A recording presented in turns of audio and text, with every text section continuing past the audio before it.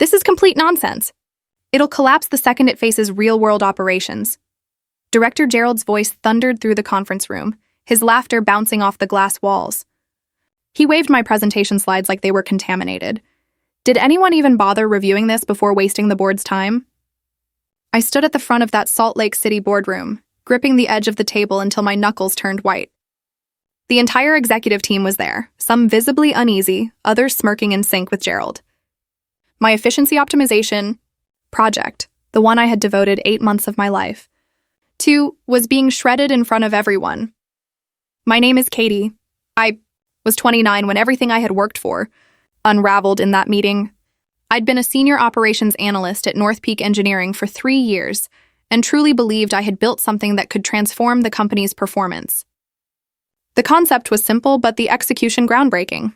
A software system designed to cut operational costs by identifying workflow inefficiencies in real time and automatically recommending fixes. I had verified the data countless times. The pilot test demonstrated a 55% reduction in wasted resources. 55%. That wasn't a small improvement. It was revolutionary. I had all the documentation, case studies, and projections to back it up. Everything indicated that this was exactly what North Peak needed, but Gerald, the director of operations, and my direct supervisor, had never supported me. From day one, it was clear he didn't.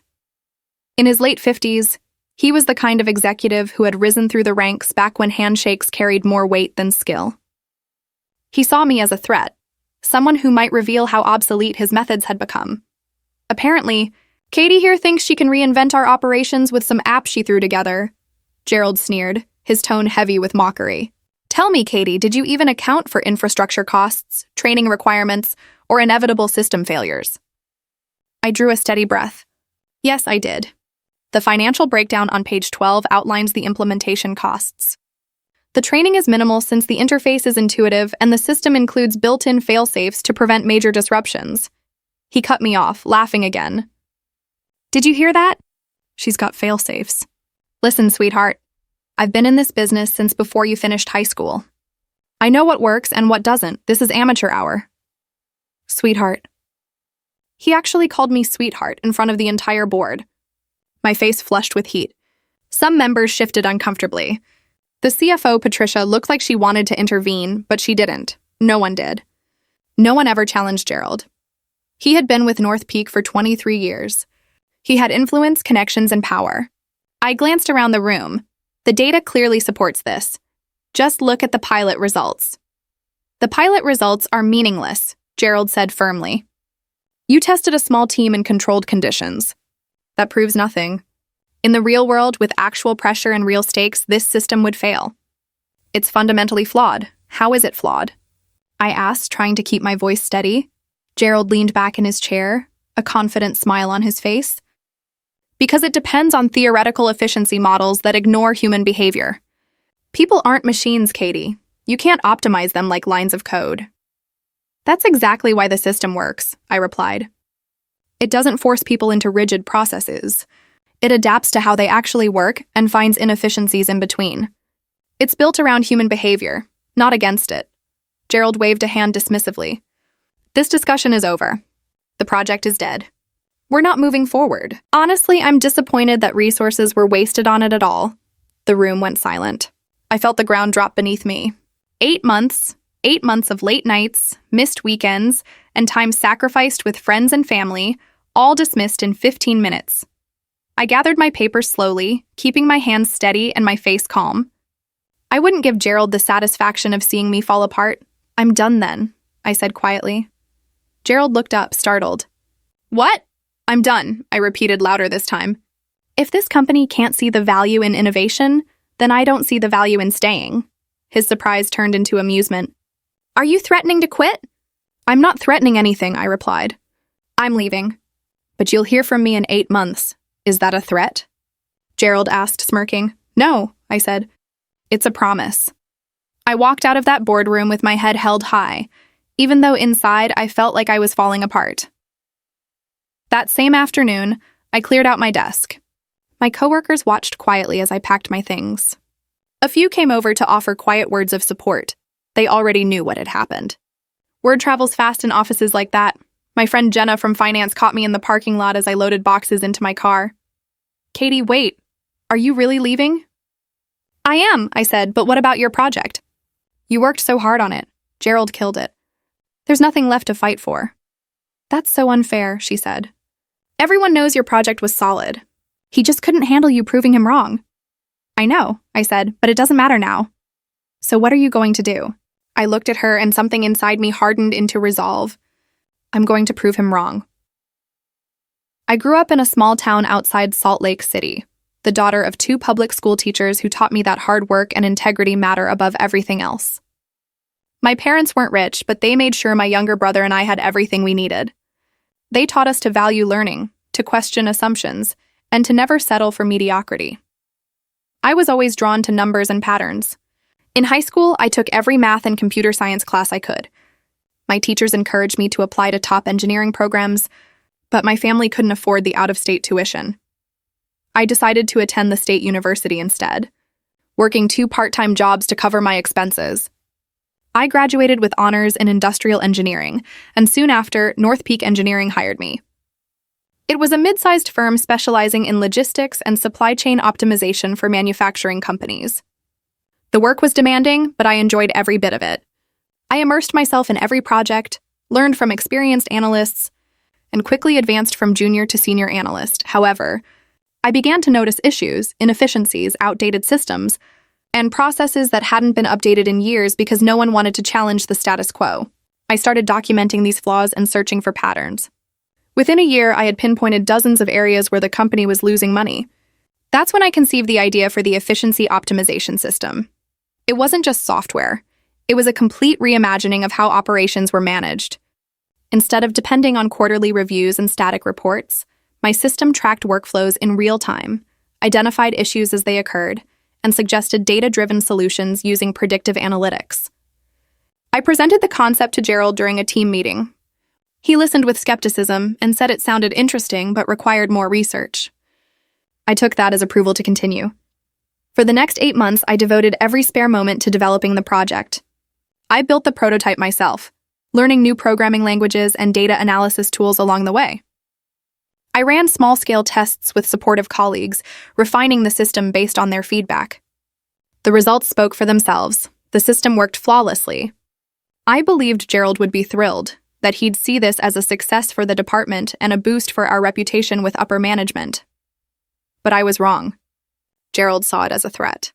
If my system succeeded, it would highlight the inefficiencies under his leadership and expose better ways of doing things, approaches he'd never considered. He couldn't allow that. Looking back, the warning signs were clear. His dismissive comments during my updates, his exclusion of me from key meetings, and the subtle ways he undermined my credibility with the team. But at the time, I was too absorbed in the work to notice the politics. The day after I resigned, I sat alone in my apartment, staring at my laptop. I had no job, no backup plan, and no clear direction. My savings could sustain me for about 3 months at most. After that, I'd be in serious trouble. But I still had one advantage, something Gerald never expected. My project. The code, the data, the documentation, all of it was mine. I had developed it entirely outside of company hours, using my own equipment and resources. North Peak had no legal claim to it, so I opened my laptop and began researching. How do you start a company? How do you find investors? How do you turn an idea into a real business? The learning curve was steep. For the next week, I consumed everything I could: articles, videos, podcasts on entrepreneurship. I joined online forums for startup founders, connected with former classmates in tech, and absorbed every piece of advice I could find. One name kept surfacing: Vivian, a venture capitalist based in Salt Lake City known for backing unconventional early-stage startups. I found her email and drafted a message introducing myself and my project. After rewriting it 7 times, I finally hit send. To my surprise, Vivian replied within 2 days. She wanted to meet. We met at a coffee shop downtown.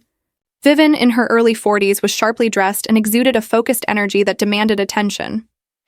She listened carefully as I explained the efficiency optimization system, asking sharp questions about its technology and market potential. Then she leaned back and said, "This is interesting, but why did you leave your job to pursue it?" I told her the truth about Gerald, the boardroom incident, and walking away with nothing but my pride. Vivian smiled. Good. Having something to prove is the strongest kind of motivation. She introduced me to 2 other investors who found the project fascinating. Within just 3 weeks, I had raised enough angel investment to officially register my own startup, rent a small office, and hire 2 junior developers to help expand the prototype. I named the company Streamline Solutions. Simple, direct, and perfectly aligned with our mission. Those first few months were tough. I worked 16-hour days trying to learn how to lead a team, meet investor expectations, and deal with legal formalities. I made mistakes. I underestimated deadlines. I spent money faster than I had planned. But the system kept improving. Every new version became faster, smarter, and more user-friendly. The developers I hired were incredibly talented, and they believed in what we were building. We weren't just developing software. We were creating a tool that could truly help companies operate more efficiently. By the 3rd month, we had a fully functional beta version ready for testing. I reached out to small businesses that could benefit from our system, offering them free trials in exchange for feedback. The response was overwhelming. Within weeks, a waiting list formed. The results exceeded all expectations. One logistics firm cut operational waste by 48% in the first month, and a manufacturing company reduced costs by 52%. As the numbers grew, I realized we had something remarkable. But to make a real impact, we needed to scale. 5 months after leaving North Peak, I stood in a conference room across town, pitching streamlined solutions to executives from Velour Industries, one of the region's biggest tech conglomerates.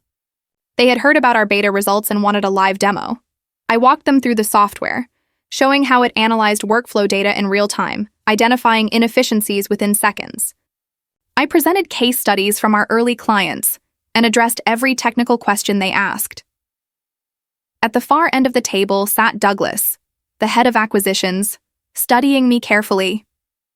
When I finished, he nodded slightly. "This is impressive work," Douglas said.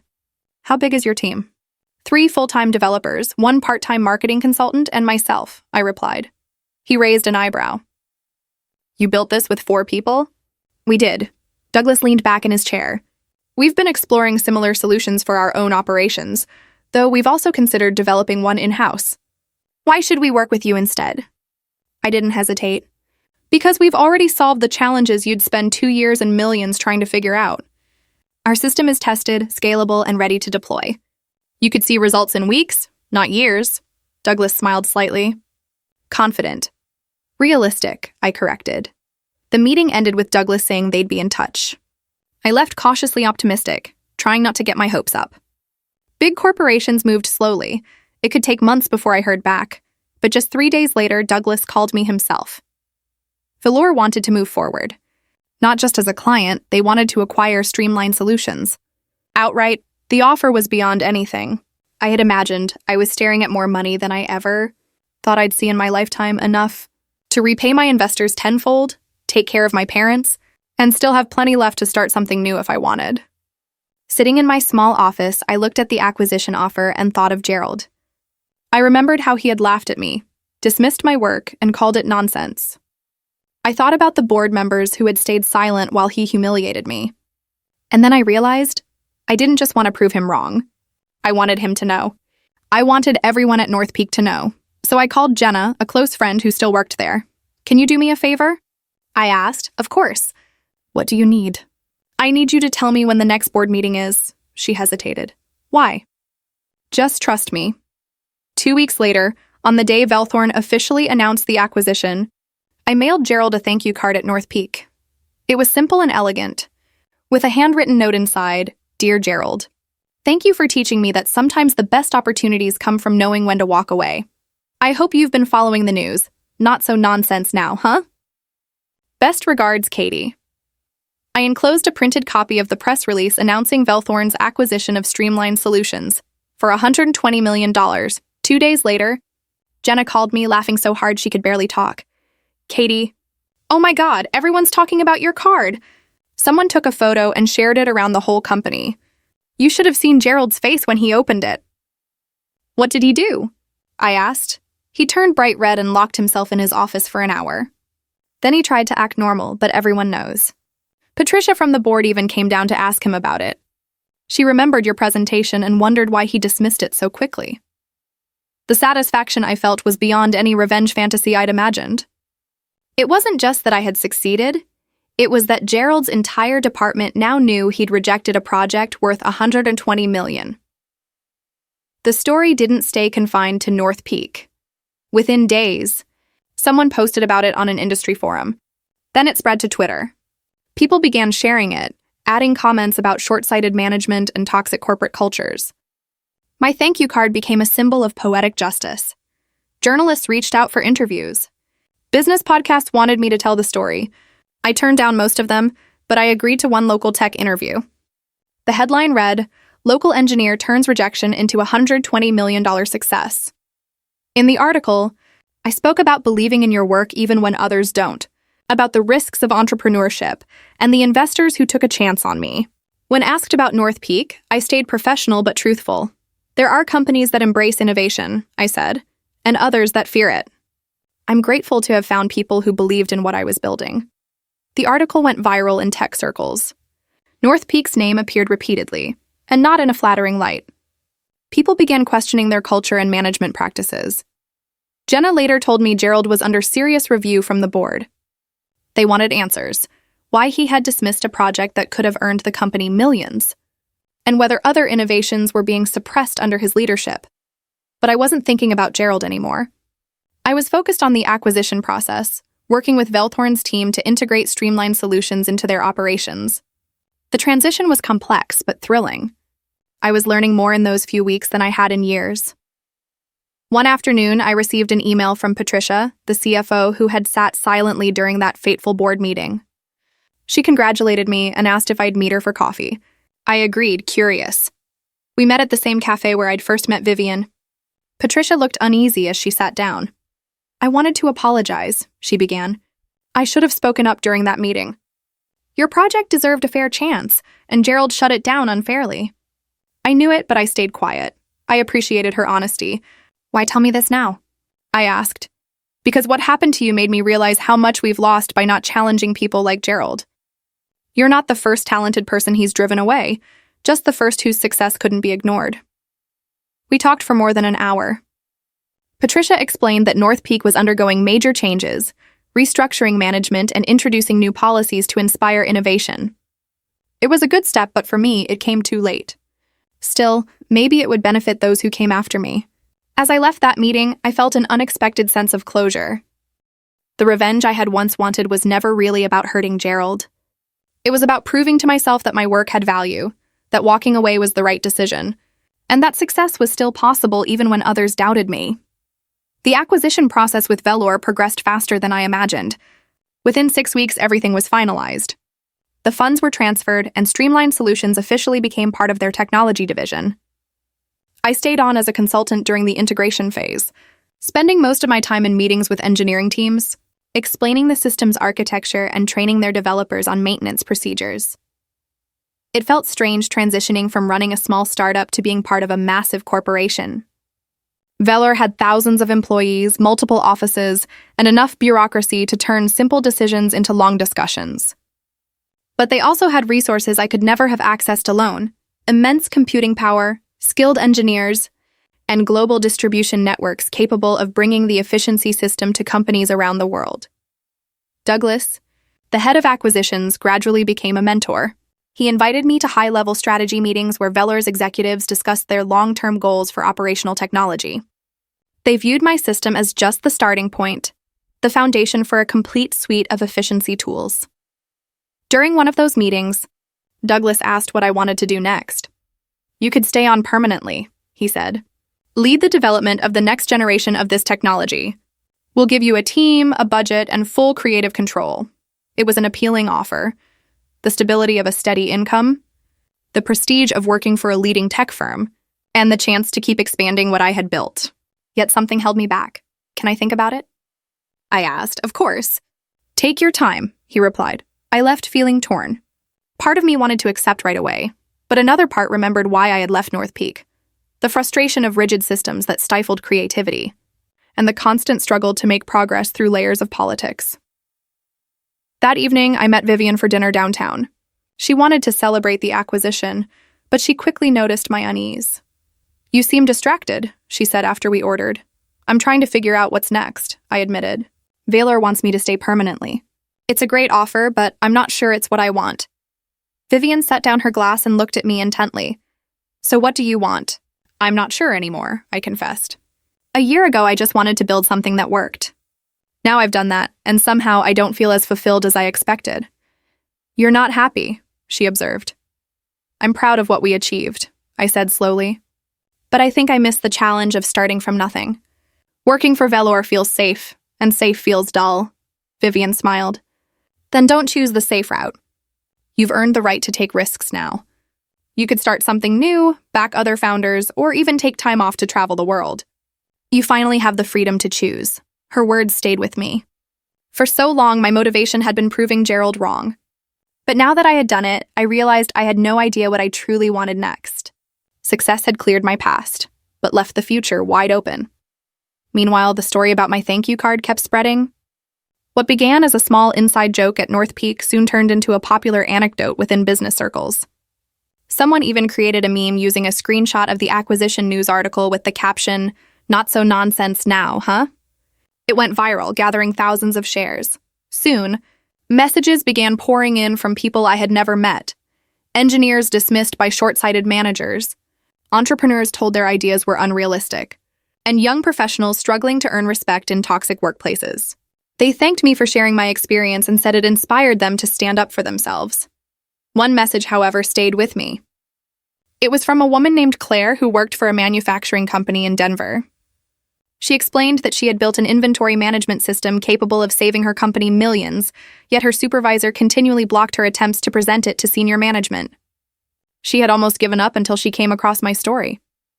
"Your experience reminded me that sometimes you have to leave to move forward," Claire wrote. "I just handed in my resignation today. I'm scared, but I'm also excited."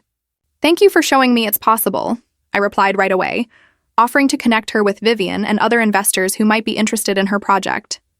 Over the next few weeks, we exchanged several emails, and I found myself feeling energized by helping her navigate the same challenges I once faced. That's when I realized something important.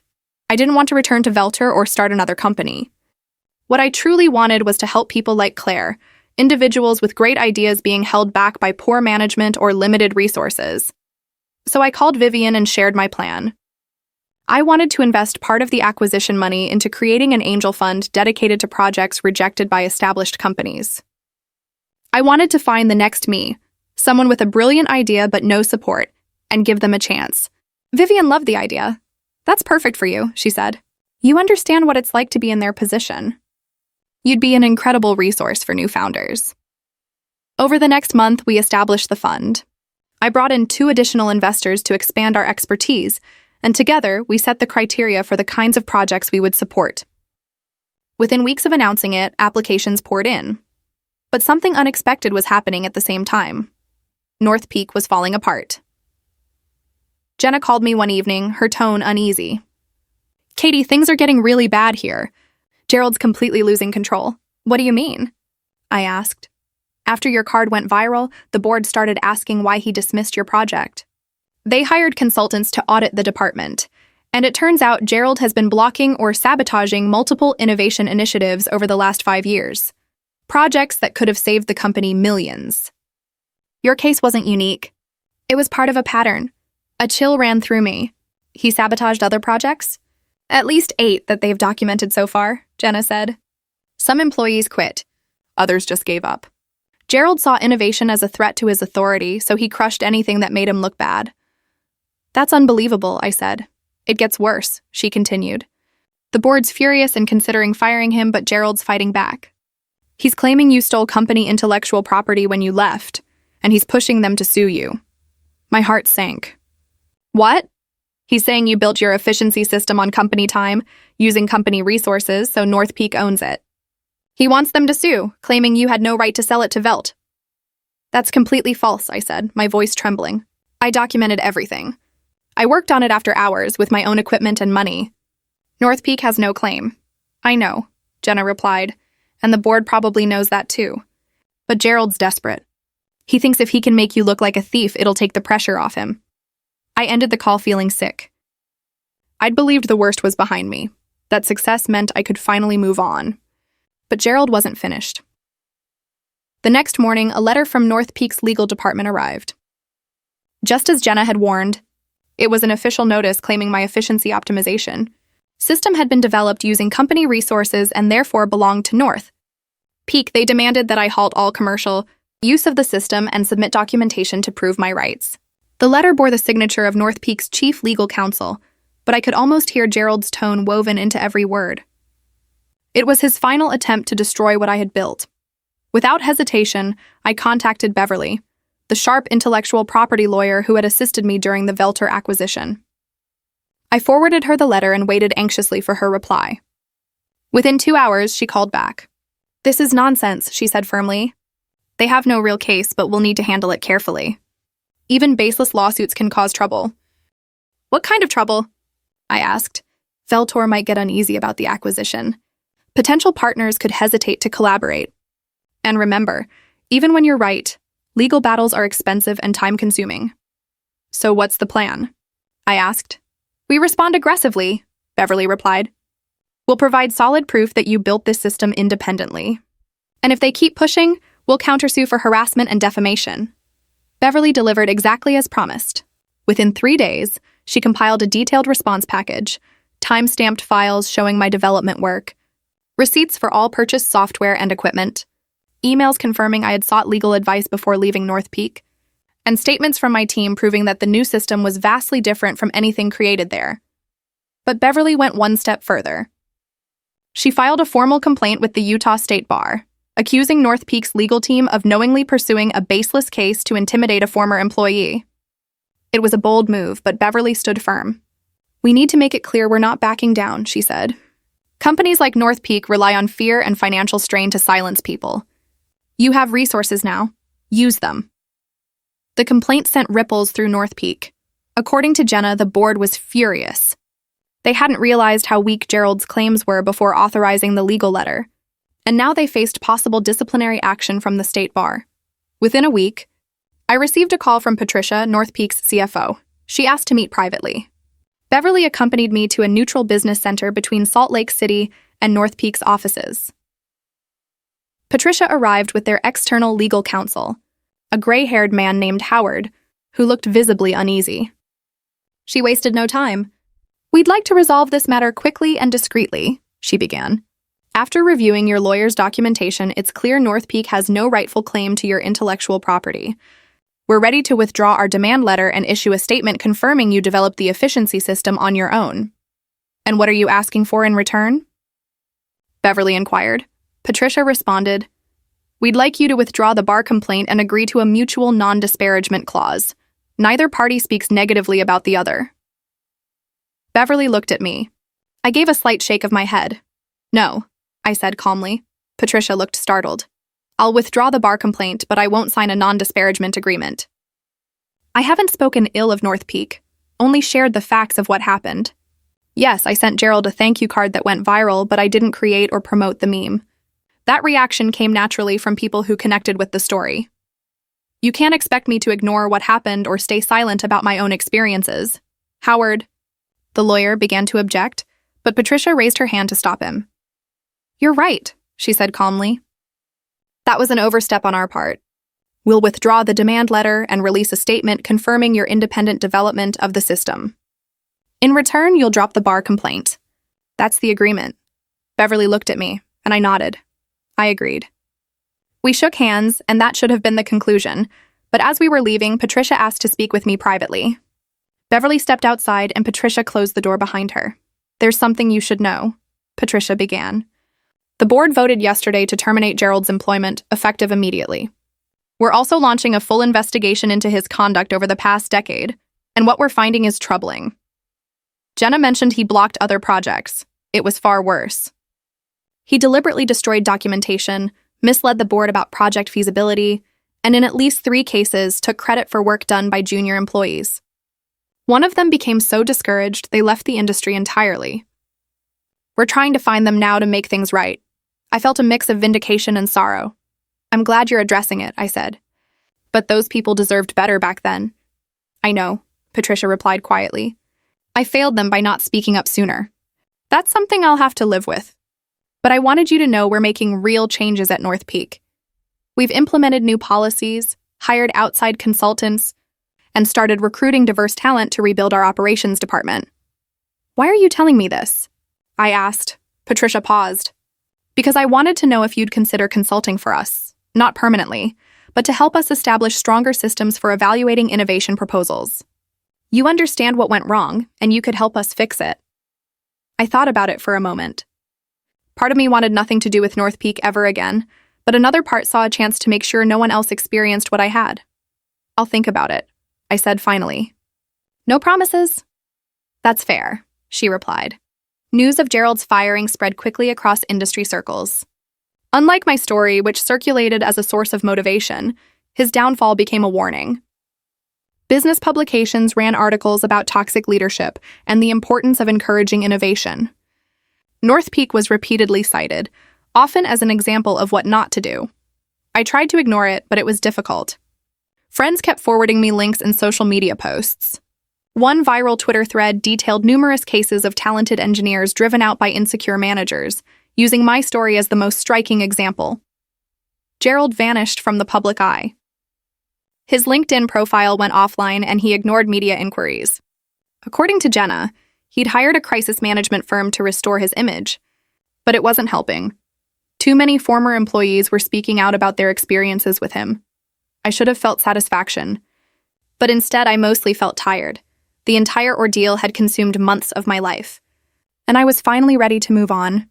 My focus was shifting toward launching my new investment fund and helping other entrepreneurs grow. But then, something unexpected happened that changed the course of everything. I received an email from a man named Thomas, who introduced himself as Gerald's nephew. The message was short but intriguing. Thomas wanted to meet in person to discuss something important about his uncle. He assured me it wasn't a trick or an attempt to make me feel guilty. He simply had something I needed to know. Beverly immediately advised me not to respond.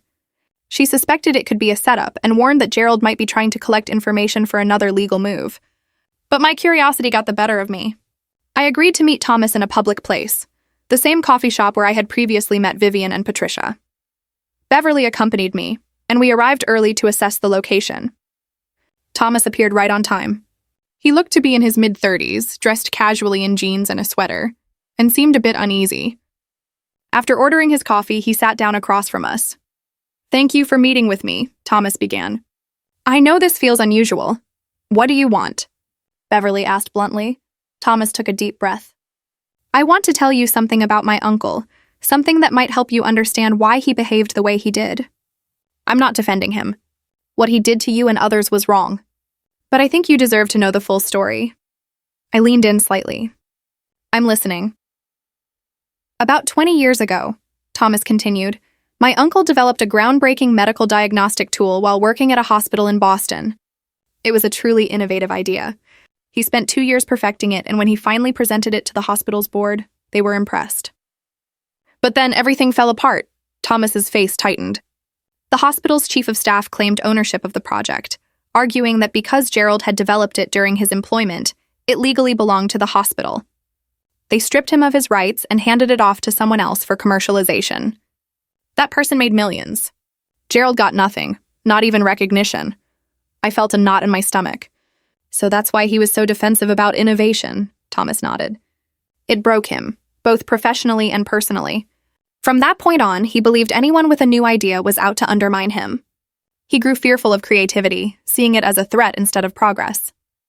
In the end, he became the same kind of person who had once crushed his own dreams." Beverly spoke. "Why are you telling us this now?" Thomas lowered his voice. "Because my uncle is dying. He has pancreatic cancer. The doctors say 6 months at most. He's full of bitterness and regret. He wanted me to reach out because he can't bring himself to apologize in person." The coffee shop suddenly felt heavy with silence. I didn't know how to respond. "I'm not asking you to forgive him," Thomas said softly. "He just wanted you to know he's sorry and that he understands the harm he caused. It doesn't change what happened, but he wanted to say it before it's too late." Thomas stood up, placed his business card on the table, and left. Beverly and I sat quietly for a long time. "That doesn't erase what he did," Beverly finally said. "I know," I replied. But it helps explain it. Over the next few days, I couldn't stop thinking about what Thomas had shared. Gerald had always been the villain in my story, the obstacle I had fought to overcome. But he too had once been a victim, someone whose pain and trauma had slowly turned him into something harsh and unkind. It didn't justify his actions, but it did add a sense of tragedy to everything that had happened. I spoke with Vivian, Jenna, and my parents about it. Each of them had a different opinion on whether I should reach out to Gerald or simply move on. Eventually, I chose to write him a letter. I didn't forgive him, nor did I suggest that what he did was acceptable. But I did acknowledge that I understood, at least partially, the fear that had driven his behavior. I told him I hoped he could find some peace in whatever time remained for him. I mailed the letter without knowing if he would read it, or respond at all. A week later, a short handwritten note arrived. It said simply, "Thank you. I'm glad you succeeded. I hope you help others do the same." That was the last time I ever heard from Gerald. 3 months later, I found myself in my new office in downtown Salt Lake City, reviewing applications for the Angel Investment Fund. The space was modest but filled with light, featuring large windows that overlooked the city and enough room for a small growing team. I had hired 2 associates, both ambitious young professionals who reminded me of my younger self, driven, hopeful, and tired of being dismissed by traditional investors. In the first quarter alone, the fund received over 200 applications. They came from engineers, designers, healthcare workers, teachers, people from all walks of life who had built real solutions to real problems, only to be ignored by the gatekeepers of their industries. Reading their proposals felt like looking into a mirror. I saw my own past frustrations and determination reflected in every story. One proposal immediately stood out. It came from a nurse in Phoenix named Bethany, who had created a patient monitoring system capable of predicting complications hours before they became critical, potentially saving countless lives. She had pitched it repeatedly to her hospital's administration, only to be told it was too expensive and that innovation wasn't her job. I called her that afternoon. She answered cautiously on the second ring. "Is this really Katie?" She asked. "It is," I said. "I read your application. Your monitoring system is exactly the kind of innovation we want to support. Can you explain how it works?" Her hesitation quickly turned to enthusiasm as she walked me through the system. It analyzed existing patient data to detect patterns that humans often missed. It was smart, efficient, and could easily integrate with existing hospital systems. "Why did your hospital reject this?" I asked, though I already knew. "The director of nursing said it would make us less important," she explained. She saw it as a threat, not a tool. I tried to tell her it would actually give us more time with patients, but she wouldn't listen. "Have you thought about developing it independently?" I asked. Bethany gave a weary laugh. "On a nurse's salary? I've got student loans, rent, barely any savings. People like me don't start companies." "What if you had funding?" I asked. "What if someone covered your living expenses for 6 months and gave you seed money for a prototype?" There was silence on the line. Then she whispered, "Are you serious?" "Completely," I said. "Send me your technical specs and a detailed budget. If everything checks out, we'll make you an offer within 2 weeks." Bethany began to cry. "Thank you. You have no idea what this means, but I did know." I knew exactly what it meant. Over the next several weeks, I worked with her to structure the investment and launch her company. We connected her with medical device experts who guided her through regulatory compliance and development planning. We connected her with hospital administrators who were more progressive than her previous employer. We provided her with every resource she needed to thrive. And Bethany wasn't the only one. Within the fund's first 6 months, we had supported 12 projects, a teacher who built an adaptive learning platform, an environmental scientist who created a revolutionary water filtration system, and a mechanic who designed a more efficient engine component. Each of these individuals had been dismissed or blocked by someone in authority who felt threatened by change. Helping them succeed was deeply fulfilling in a way that selling my own company had never been. Watching these founders overcome the same barriers I once faced, seeing their ideas become reality, and knowing I played a small part in it, that felt like the true victory. But the story didn't end there. One afternoon, I received a call from Marcus, a journalist at a national business magazine. He was writing a feature on the rise of niche angel funds and wanted to include mine. "What makes your fund different?" he asked during our interview. We focus on projects rejected by established institutions, I explained. We believe some of the best innovations are being stifled by people more concerned with protecting their status than advancing progress. That's a very specific mission, Marcus said. Where does it come from? I shared my full story, not the polished version I had told before, but the complete truth. The humiliation in the boardroom, walking away with nothing, building streamlined solutions from scratch, the viral thank you card, Gerald's downfall, and ultimately understanding the pain that had driven his behavior. Marcus was silent for a moment. Then he said, "That's an incredible story. Would you be willing to go on record with all of it?" I hesitated. I'd always been cautious about how much of my past I revealed publicly. But this time felt different. The fund was flourishing, the people I supported were thriving. Maybe it was time to share the full truth. "Yes," I said. "You can put it on the record." 6 weeks later, the article was published. Marcus had done an exceptional job blending my personal journey with the stories of the founders I'd backed. The headline read, "From boardroom humiliation to $100 million exit, how one engineer is funding the next generation of rejected innovators." The article spread quickly, across social media, business news outlets, and podcasts. Unlike the first wave of attention from the thank you card, this time the focus wasn't revenge but redemption. People weren't just admiring my success. They were inspired by what I was doing with it. Within days, we received over 500 new applications. Reporters requested interviews. Conference organizers invited me to speak. Venture capital firms reached out to collaborate, but the most meaningful responses came from the people I had helped. Bethany sent a video of her patient monitoring system being tested at a hospital in Phoenix. The teacher shared that her adaptive learning platform was adopted by an entire school district. The environmental scientist was negotiating with a major nonprofit to deploy her filtration technology in developing nations. These weren't just business achievements, they represented lives saved, children learning better, and communities gaining access to clean water. The ripple effects of supporting these innovators extended far beyond anything I could have imagined. 8 months after I walked out of that North Peak boardroom, I found myself on stage at a technology conference in San Francisco, delivering a keynote speech about overcoming obstacles and innovation. The auditorium was filled with more than 1,000 people. As I looked across the audience, I saw faces that reminded me of my younger self, ambitious, uncertain, and eager for recognition.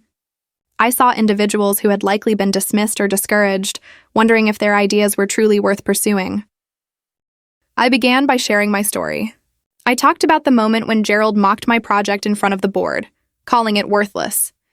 I described the mix of shame and anger I felt, the uncertainty of leaving without a plan, and the relentless effort it took to build something from the ground up. I spoke about the eventual success, the acquisition, and the unexpected realization that came from understanding Gerald's own pain. Revenge, I explained, may feel satisfying at first, but it's empty if that's your only goal. Real success isn't about proving others wrong, it's about creating something meaningful that outlasts the conflict. It's about using your achievements to lift up those who stand where you once did. I talked about our investment fund and the founders we supported, their challenges, their persistence, and their victories. The audience listened intently, and I noticed tears in some eyes. When I finished, the applause was overwhelming. People stood, clapping for what felt like minutes. As I stepped off the stage, attendees formed a line to speak with me. Many shared stories of being dismissed or overlooked. They asked for guidance and thanked me for giving them hope. One woman, perhaps in her early 40s, waited until the end. "I work at a pharmaceutical company," she said. "I developed a drug delivery system that could reduce side effects for chemotherapy patients, but my supervisor buried it because it might hurt current product sales. I was about to quit, but after hearing you, I've decided to fight for it, even if that means leaving."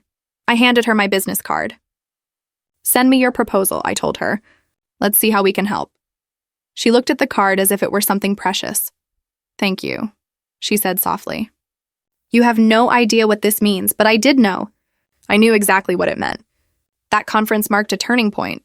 After San Francisco, speaking invitations came from across the country. I gave talks at universities, corporate gatherings, and startup accelerators.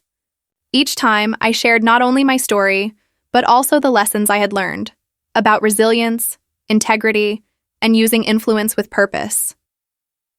The investment fund grew beyond what I had imagined. We raised a second round of capital, expanded our team, and widened our mission, supporting not just overlooked innovators, but also underrepresented founders who lacked access to traditional funding. Within a year, we had invested in 35 companies across 15 industries. The most meaningful moment, however, came unexpectedly. I received an email from Patricia at North Peak. She had stepped down as CFO to become the company's new Chief Innovation Officer, a role designed to rebuild the culture I had once escaped. Patricia wrote that North Peak had launched several initiatives inspired by my experience. An innovation council where anyone could present ideas directly to leadership, dedicated time for employees to work on side projects, and independent evaluators to review proposals objectively. We can't change the past, Patricia wrote, but we're trying to make sure it doesn't happen again. I wanted you to know your experience, though painful, has created real change here. I hope that brings you some peace. And it did, though not in the way she imagined. The peace came from knowing that something good had grown out of something painful. My story was no longer just about personal redemption. It had helped improve conditions for others. I thought about Gerald from time to time, though less often as the years passed. Thomas later told me Gerald had died 6 months after our exchange of letters. In his final weeks, Gerald had tried to make amends, writing apology letters, making calls, and even setting up a scholarship fund for aspiring engineers who couldn't afford college. It wasn't enough to erase the past, but it was something. An acknowledgement of harm and an attempt to repair it. More than most ever do. One evening, nearly a year after it all began, I sat in my office reviewing our quarterly results. The fund had exceeded every projection. 3 of our portfolio companies had already been acquired by larger firms. 5 others had reached profitability, and 2 were preparing for IPOs within the next 18 months. But the numbers that truly mattered were different. Bethy's patient monitoring system had been implemented in 20 hospitals, already detecting early warning signs that saved 43 lives. The adaptive learning platform had improved the test scores of over 5,000 students. The water filtration system was supplying clean drinking water to 3 villages in East Africa. These were the true indicators of success, not just the revenue, though that was important, nor the recognition, though it had its place. Real success was measured in lives improved, challenges solved, and potential realized. My phone buzzed with a message from Jenna. Remember Claire? The woman from Denver whose inventory system you helped build? Her company just got acquired. She wanted me to say thank you. I smiled. Claire had been one of the first people I'd assisted after starting the fund. Watching her succeed felt like completing a full circle. I thought back to that boardroom moment when Gerald had dismissed my project as nonsense. How small I'd felt, how certain I'd been that my career was finished. If someone had told me then what the next year would bring, I never would have believed it. The second anniversary of leaving North Peak arrived on a Tuesday morning in April. I woke early, went for a run through the foothills overlooking Salt Lake City, and reached the office feeling refreshed. My team had organized a small celebration, nothing extravagant, just cake and a moment to reflect on how far we'd come. But before the celebration, I had one meeting scheduled. A young man named Jordan had flown in from Seattle to pitch his idea. He was 24, fresh out of college, and working as a junior engineer at an aerospace company. He'd developed a new satellite propulsion method that could reduce costs by 40%, but his managers had dismissed it as too risky. Jordan sat across from me in the conference room, his presentation open on his laptop. He looked nervous, probably how I'd looked before that fateful board meeting 2 years ago. "Before you begin," I said, "I want you to know something. Whatever happens in this meeting, your idea has value. Whether we fund it or not, whether it succeeds or not, the fact that you created it and had the courage to pursue it matters. Don't let anyone convince you otherwise." Jordan's shoulders eased slightly. "Thank you," he said. "That helps." His presentation was excellent, technical, detailed, and supported by strong research. He'd clearly spent months refining the concept and running simulations. As he spoke, I could see the passion and intelligence behind his work. When he finished, I didn't make him wait. "We're going to fund this," I said. "Let's discuss next steps." Jordan looked stunned. "Really, that's it? You don't need to review it with your team or run more analysis?" "I trust my instincts," I replied. "And I trust that someone capable of developing this system is capable of building a company around it. We'll handle the due diligence, of course, but I'm confident this is exactly the type of project we want to support. After Jordan left, practically floating with excitement, my team gathered for the anniversary celebration. We cut the cake, shared stories about our favorite portfolio companies, and talked about our goals for the year ahead. One of my associates, a sharp woman named Kira, raised her glass. To Katie, she said, who turned rejection into revolution. Everyone laughed and clinked glasses. I shook my head. It wasn't a revolution, I said.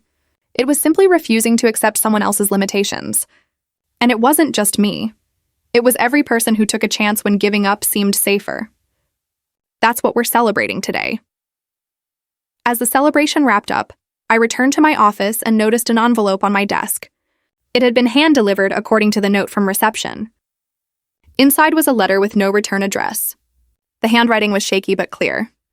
Dear Katie, you don't know me, but I worked with your Uncle Gerald for 8 years. Before he passed away, he spoke of you often.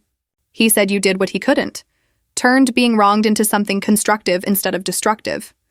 He was proud of you, though he knew he had no right to be. I thought you should know that. A former colleague. I read the letter twice, then folded it neatly and placed it in my desk drawer. I wasn't entirely sure how to feel about it. Maybe a bit proud, certainly sad, but also, strangely grateful, that even Gerald had found a sliver of redemption before the end. My phone buzzed again. This time, it was Douglas from Velhorn. Just saw your name on the Global Innovation Summit speaker list. Proud of how far you've come? The efficiency system you built is now used by over 200 companies worldwide. You've changed the industry. I quickly typed back a thank you and glanced around my office. The walls were filled with photos of founders we had backed, faces shining with hope and determination. A corkboard displayed thank you notes, press clippings about major exits, and printouts of lives transformed by the innovations we'd helped nurture.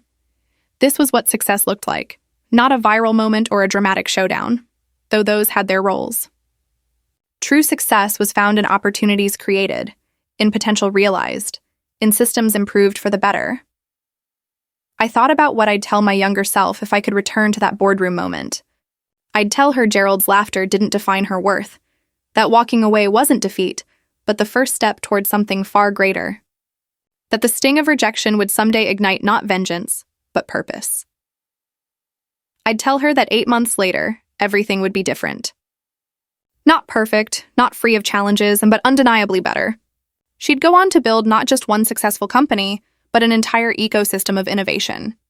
She'd help dozens of others achieve their own versions of success, and I'd remind her that the thank you card, that small, smug token of victory, would one day matter far less than the thousands of thank yous that would follow from people whose lives she'd helped change. Gerald, meanwhile, never recovered from his downfall at North Peak. After his termination, he struggled to find work.